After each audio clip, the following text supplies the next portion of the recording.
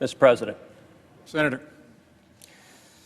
we gathered together at a moment of great division, at a moment of great passion. We have seen, and no doubt will continue to see, a great deal of moralizing from both sides of the aisle.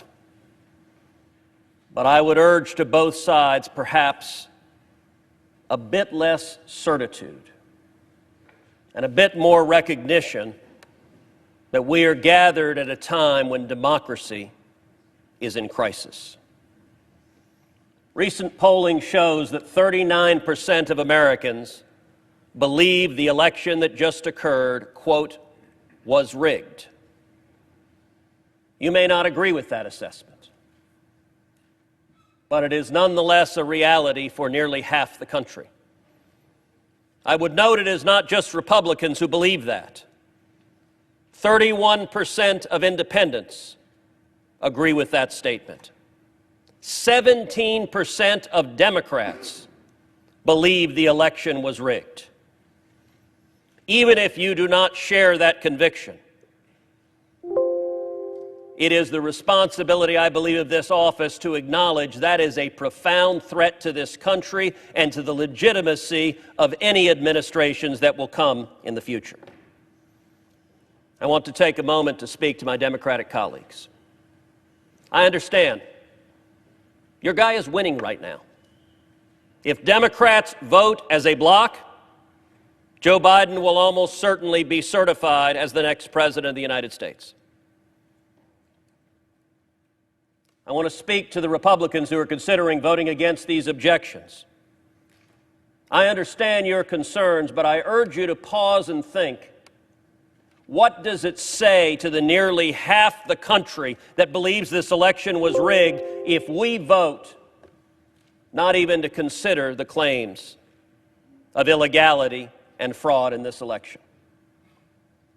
And I believe there's a better way.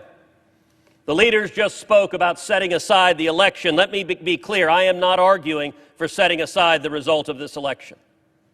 All of us are faced with two choices, both of which are lousy. One choice is vote against the objection. And tens of millions of Americans will see a vote against the objection as a statement that voter fraud doesn't matter, isn't real, and shouldn't be taken seriously. And a great many of us don't believe that. On the other hand, most, if not all of us, believe we should not set aside the results of an election just because our candidate may not have prevailed. And so I endeavored to look for door number 3, a third option, and for that I looked to history, to the precedent of the 1876 election, the Hayes-Tilden election, where this Congress appointed an electoral commission to examine claims of voter fraud. 5 House members, 5 senators, 5 Supreme Court justices examined the evidence and rendered a judgment. And what I would urge of this body is that we do the same. That we appoint an electoral commission to conduct a 10-day emergency audit, consider the evidence, and resolve the claims. For those on the Democratic aisle who say there is no evidence, they've been rejected, then you should rest in comfort. If that's the case, an electoral commission would reject those claims. But for those who respect the voters, simply telling the voters, go jump in a lake, the fact that you have deep concerns is of no moment to us. That jeopardizes, I believe, the legitimacy of this and subsequent elections. The Constitution gives to Congress the responsibility this day to count the votes. The framers knew what they were doing when they gave responsibilities to Congress. We have a responsibility, and I would urge that we follow the precedent of 1877.